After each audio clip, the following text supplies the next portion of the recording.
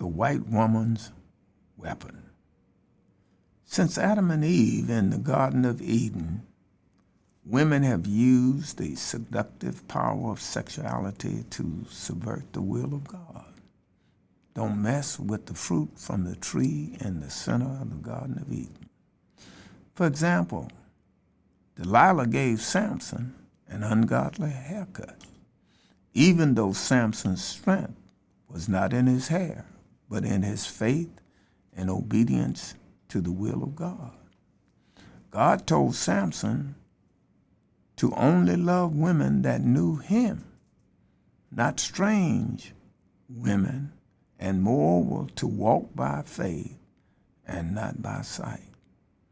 In 1955, in Money, Mississippi, after falsely being accused of sexually offending a white woman, Carol Dunningham, by whistling at her, Emmett Till was lynched and his body mutilated.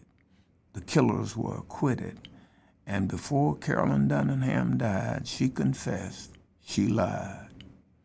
The history of the violent persecution of black men in America is an ongoing saga, from Emmett Till to Amy Cooper's racist telephone call to the New York City PD in Central Park, and sadly, George Floyd's desperate cry, "I can't breathe." For 400 years, the evil of institutional racism has been eating away at the very fabric and soul of American society.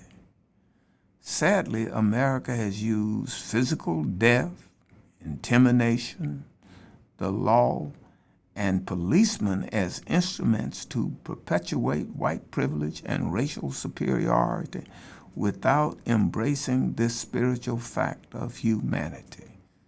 And as it is appointed unto men once to die, but after this judgment. Hebrews chapter 9, verse 27. Death is the great equalizer.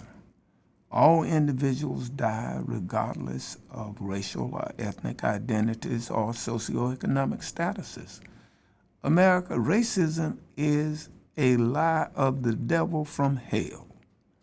God is the author of truth, love, and inclusion, the two great commandments.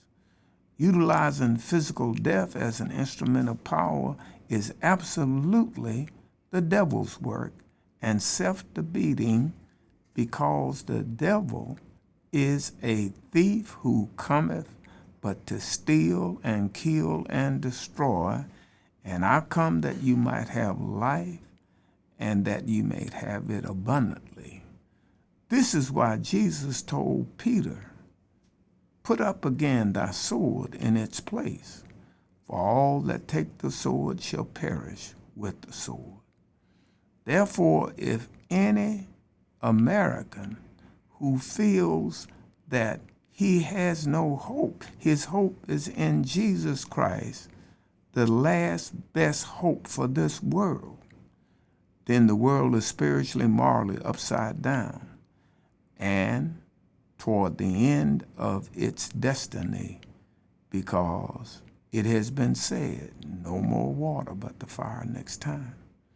White women, wake up and spiritually realize that you are children of God and the spiritual teachers in your families, because mothers teach their children how to love, what to love, and what not to love, because on earth there is no love greater than a mother's love.